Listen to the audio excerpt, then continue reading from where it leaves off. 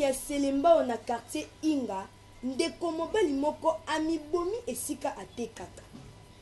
Joël Mumbala kitaki na compte info 24, boka lo lengeni population ya Selembao ba palola ki na commentaire héritier Zinda Obama.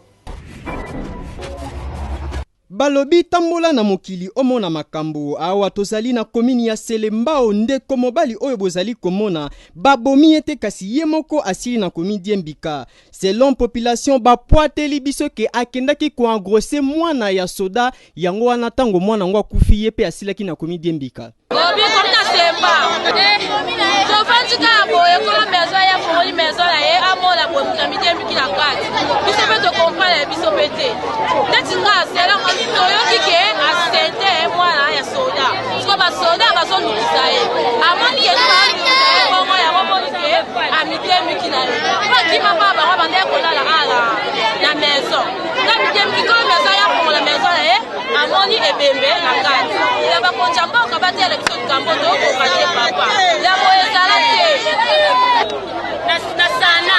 na regrette papa na ngai esali na pasi enganga kubala keka boye pene solo wana amoni nini espini ne kodeliye papa na ngai yebi musala na ye musala maboko pe kubali soko za kosana asente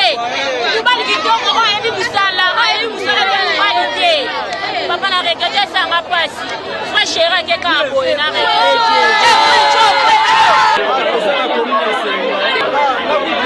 Musina vraiment naza agent ya sana na fanika bazo bien là que trésor ça la maison amide midi singa akufuna kata ya maison et pesi passe pe auto kufela moi sikala minute awa na mwana vraiment elo oni elekele vraiment pour moi mbala ça elo ba vraiment atako nyongo atako passe atako soki nini elo kinda oni no sa pena ko so ene moi vraiment. Boyete bandeko ata pasi to susi to kobanga jamais okoki komi Diembika boye po biso to poa komini ya Selembao précisément na quartier Libudi kuna epai wapi population bazali kolela na mayematali lotiliki po koma komemela bango insécurité ya kosakana te kutu basoda bazona bango je ya kobotolaka batu mbongo po manki ya courant eleki. Joël Mumbala akitaki na compte ya info 24 boka ndenge population ya Selembao ba poati na micro ya info 24.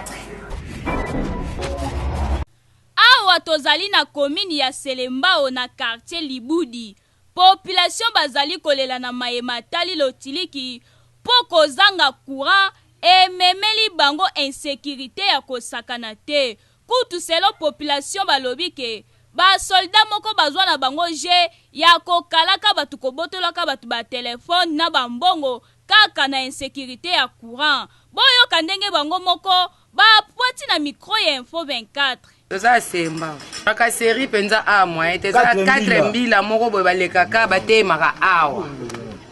partir ba 22h tina nzela mukia kuna donc babongisela biso ndeko ezaka na ngote mayi kama molili lelo sike ye lobeko ya te kore koma de l'estage bonga takutu ba couple ngo couple te ma na nzela te couple te ma nzela te mutu soka zoleka na ye eza mabeti nzela nzela mutu nyonso bakata ba carte électeur aba donc boye kitoko ti surtout ambila prison bango ko mona na koti na kunari kole kufa le na kukele kaka na miri pou adi na sibi basi pona nini kurua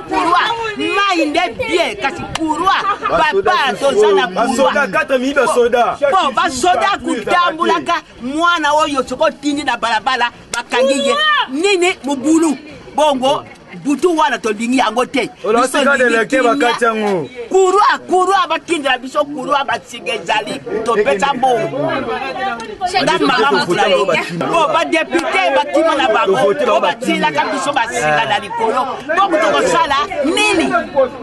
papa botali kamwana topeta mbongo na biso basinga yango wana siko evwandi nye 7 mois yango tomona ka kurua te biso lingi kurua bapesa biso kurua yeya kura pana mutunyo nyonso biso na venu na biso kure eza nango te kiko lati bilamba ezanga kure passe nini nde kurua kurua mobali mayo tamana na balabala ezate koni kureza nango te tolini kurwa etambula monde kambezali kumwana bana bakutambola bwe bakutambola toyebita courante tozalaka na courante balabala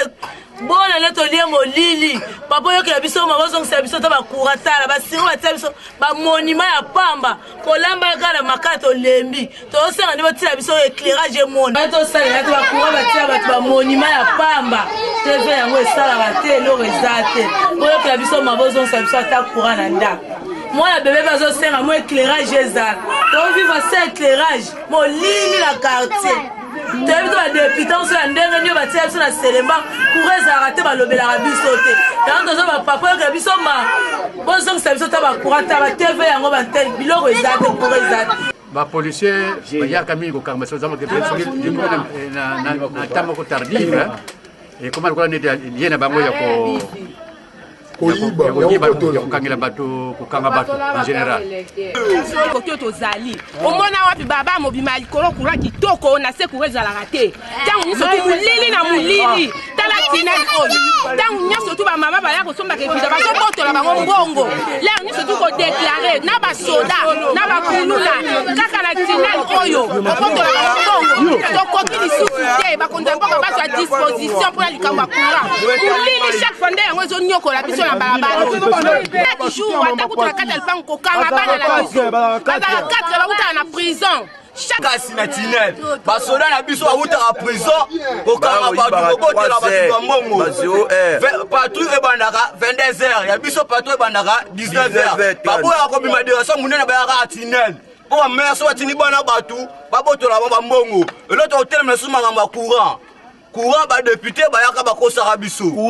tu oyo na commune ya selembao awa courant ezalaka te courant awa eza te basoda awa kolekalaka kobotelaka bakatelete bambongo banini talaka awa osengi kaka courant babongisela biso courant mai makambo nyonso tu bagene na biso ya kotoda baza mal à l'aise likolo basoda kokangaka boye na boye eza bien te la commune ya selembao juste na sur l'avenue Louvambano mais oyo toza nango ke eza tracasera basoda suite ya insécurité en plus toza molili courant eza te en plus bapolisier bazokokanga bagene bazobotola bamama biloko donc tozokoka te yango tosengi ke gouvernement tel so makambo en plus pe tosengi na général Kanyama atinda pena sécurité solo po atel so kaya basiya basoda oyo basala biso mabe na quartier na yango population basengi na bakonzi ya SNEL babwaka misu na ngambo na bango mpona koevite bamakama mosusu mpo ndenge basoda bazokalaka bato pardon tolobi mpe topwatie